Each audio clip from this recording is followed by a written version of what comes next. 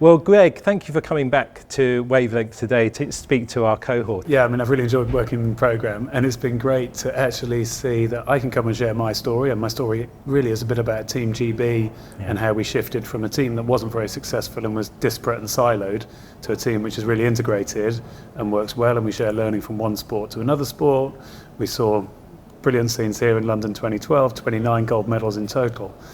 So I can share my story, but I guess what's great is, like you say, over 6 years, now there's loads of people who've been through the programme who are now hopefully telling their stories of success about how integration's working and happening more and more, and I guess creating that real one system approach. Yeah. And I'm assuming, and I'm really hoping, the success stories coming out of that.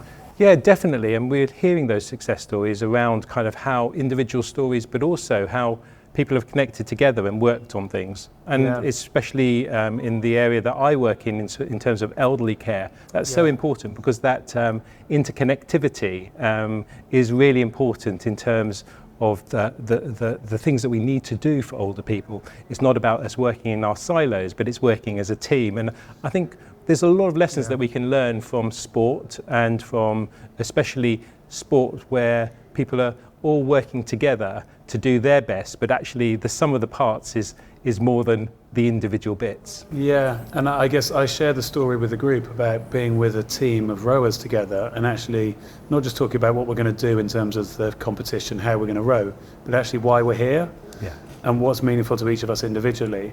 And I guess hearing you talking there about health professionals coming together and talking about a higher level purpose, and kind of saying, well, okay, I do this job and I do that job, but ultimately we're working towards this together. Absolutely. So those conversations might happen in the margins here, but then how you're able to then take that and work together differently, sounds brilliant. And also, that really links into what the Frimley ICS is about, which is improving the health of the population of the people that we serve.